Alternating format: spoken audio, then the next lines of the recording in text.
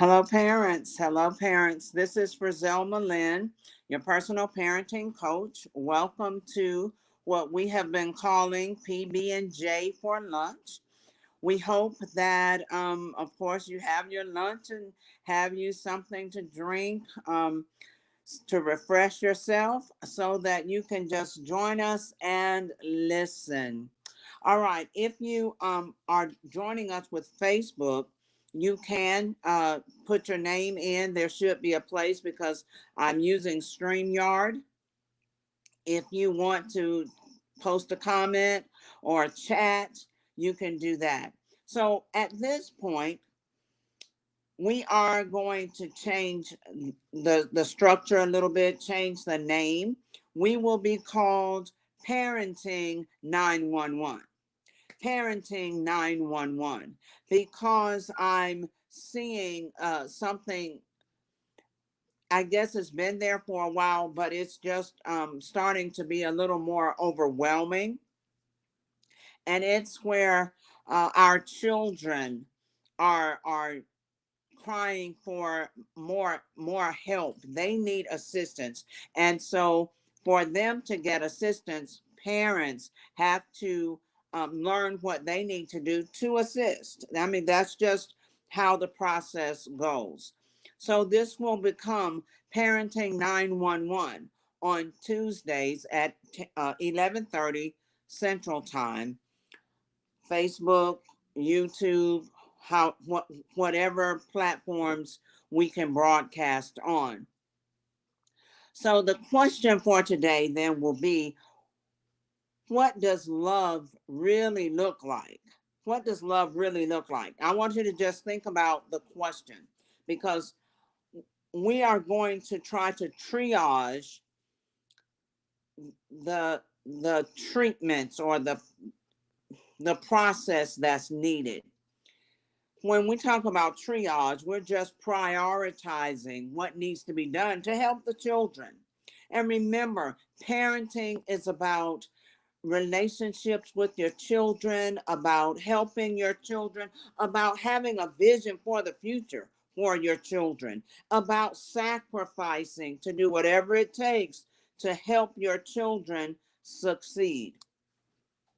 So when patients at a hospital, ER, are triaged, um, the patient first is identified. So let's identify the patient. The patient is actually the child. Our children are really the ones that, me being a personal parenting coach, that the children are the ones that I am trying to make sure I provide what they need. All right. We have to assess the problems. We have to assess what's going on. So if your child is acting out, let's just use that.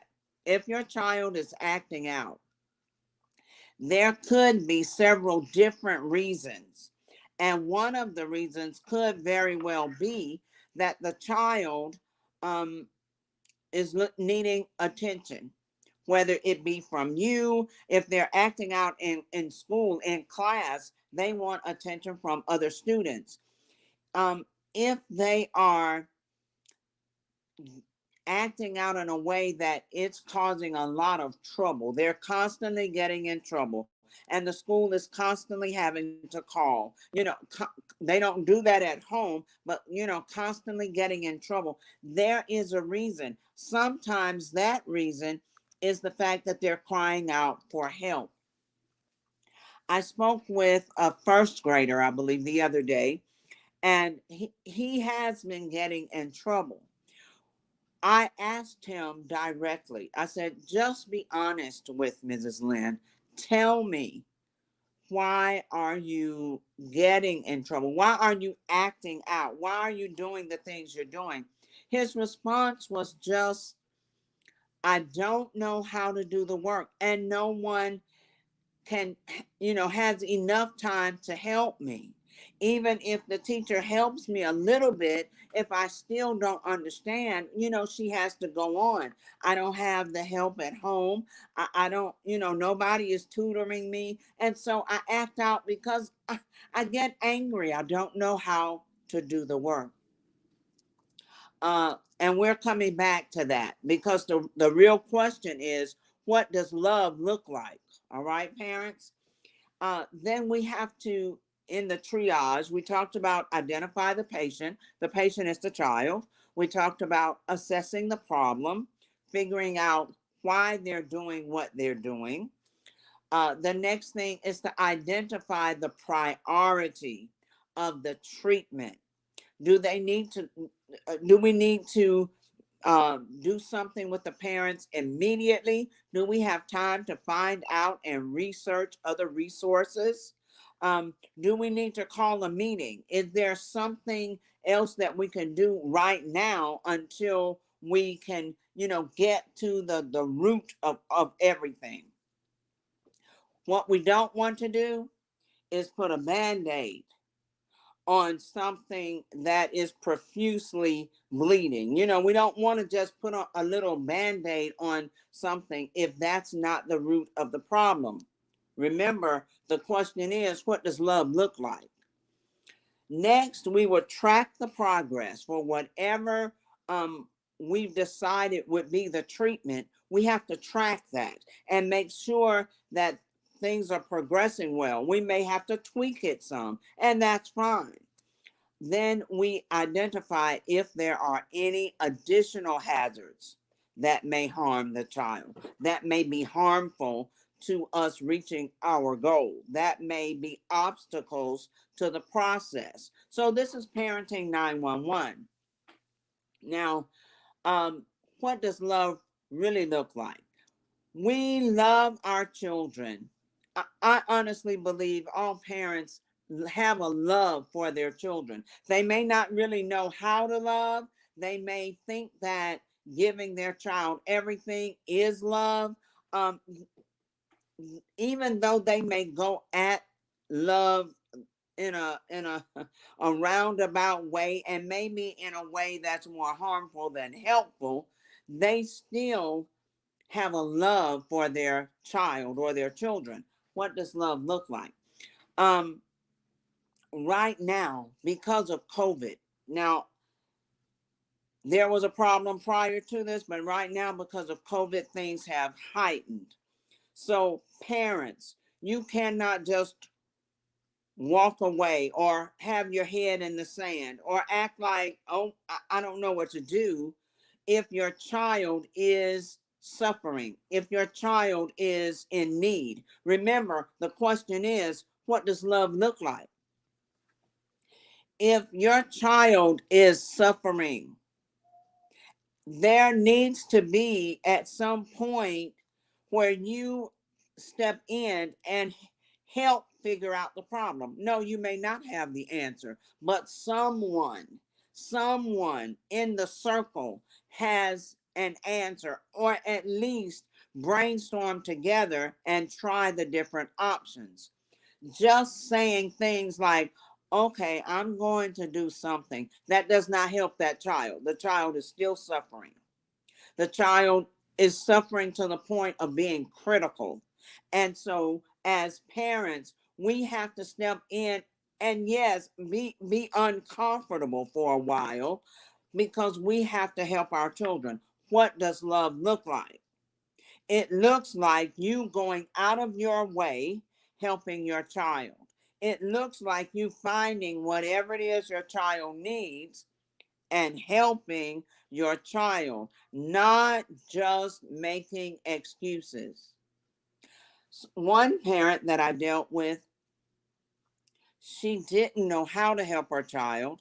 And even though she had a family member in her ear telling her what to do, she still didn't do it. She did not make an effort to do any of those things. What happened to the child? The child got behind. That's what you expect. No, the help needed to come from parents. Parenting 911.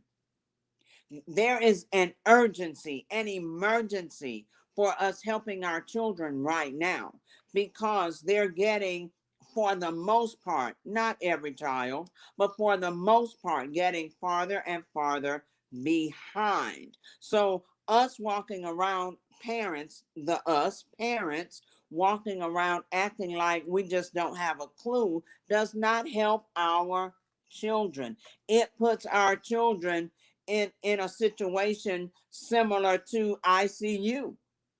Their condition is becoming more and more urgent, more and more serious, because we are not helping.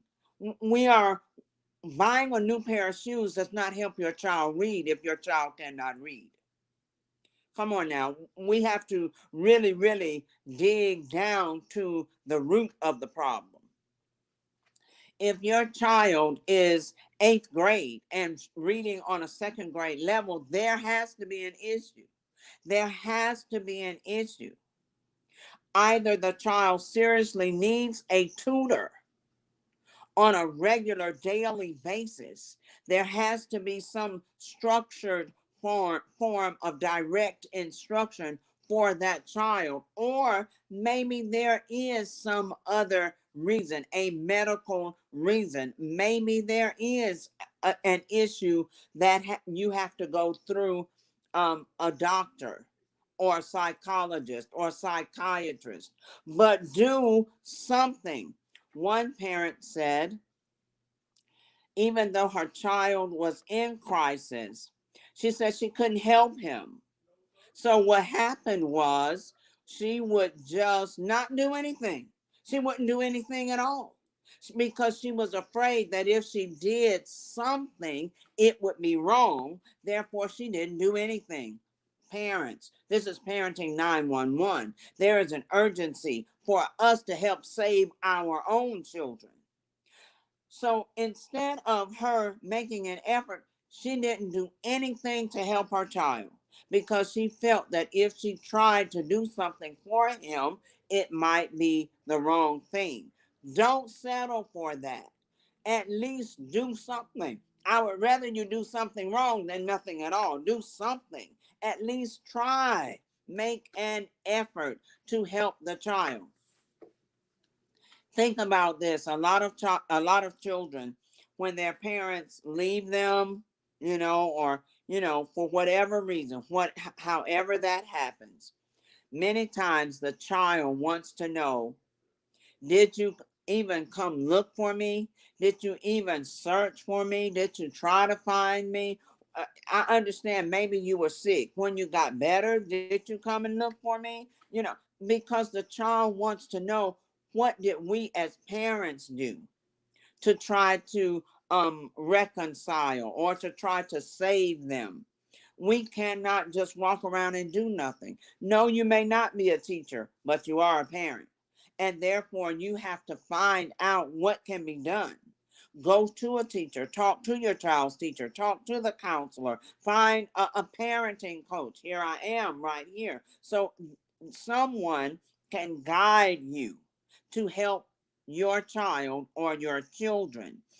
One parent point blank said, I'm just passive. I think that the school should educate my child. And if they are not educating my child, I don't know what to do. You can do several things. First, you need to meet with the school staff, the teacher, the principal, and find out what is the reason why they can't educate your child. Is it because you're keeping your child home more than you need to? Remember, absences cause children to be behind. So if it is not urgent, an emergency, then your child needs to be in school. Is it because your child is not performing, not doing any of the work? I had a teacher to say she can't put any grades in because the child refuses to do any assignments, any assignments. So the parent at that point needs to step in. Why isn't the child performing at school? At least making an effort to do the work. Another case, the child would never bring back in anything that the teacher asked. They wouldn't turn in classroom work, they wouldn't turn in homework, they wouldn't turn in projects. Even if they did them, they would not turn any of these things in. That affects your grade. It also affects how the teacher can actually assess if that child knows what what's being taught, the concept that's being taught or not. I am a retired teacher. We have to assess the children by what they turn in, the assignments, the tests, classroom participation, the conversation, to know if the children are actually learning the material placed before them. What does love look like? Love looks like parents going out of their way to learn what they need to do to help their child, regardless of the problem. Regardless, to find someone that can help, someone that can direct the parents in the right direction to help the child. Parenting 911, we don't just throw our hands up. We don't just walk away. We don't just sit on the sidelines and let grandmother do all the work to try to help our child catch up. We are the parents, and we need to be willing to learn to do whatever it takes to help our children be successful. All right? So what does love look like? It looks like you making a sacrifice for your child. It looks like you coming out of your comfort zone and helping your child. It looks like you finding whomever will, whomever can help your child and making sure your child gets, receives the help they need. Don't allow your child to get to high school and not be able to read and no one knows it, especially you parents. Don't allow your child to keep acting out in school. And you don't get angry because the child is acting out. You get angry because the school is calling you. Parents, come on, parenting 911. That's not what love looks like. Your child needs your help. And we as parents have to make whatever adjustments needed, whatever sacrifices are needed to help them. Now, talk with your child's teacher if there's an issue. Report cards are about to soon come out.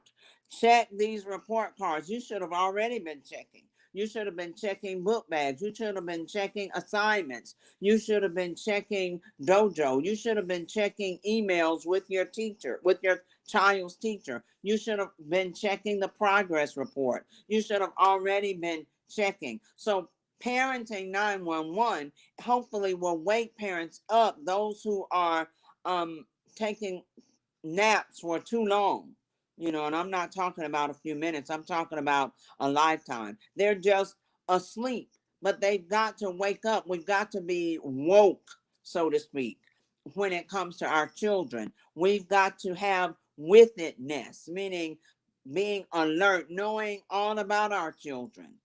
Parents, we cannot just be passive and let the school staff raise our children. That's not their job. And our job is to monitor everything about our children. Everything. So parents, 911.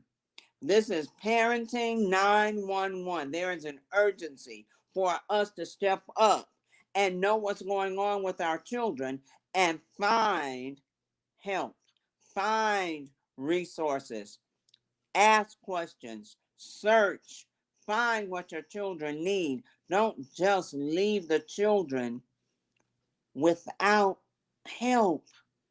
Don't leave the children behind. This is for us parents. We have to do our part. That's it for me today. I am Frazelma Lynn, your personal parenting coach.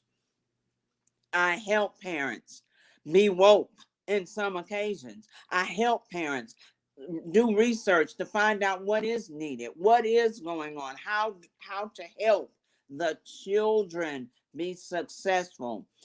You can DM me. You're welcome to go to my website, www.amazingparenting.org. I had to think about it. www.amazingparenting.org. I am the founder of FTP. That stands for Frazelma Teaching Parents. And I work with parents. My goal is to help every child have a successful school career and life. But I can't save the children without teaching the parents. So I am direct. And yes, I am firm. But this is Parenting 911. We've got to be uh, uh, in a state of urgency, in a state of emergency when it comes to helping our children. All right. Thanks so much. I look to see you all next Tuesday for Parenting 911, 11:30 a.m. Central Time. All right. Call me. Get in touch with me. Let's triage. Let's find out what's going on with your child. No longer will we stand on the sidelines. No longer will we wait. No longer will we throw our hands up. It's time to get to work. All right. Thank you so much.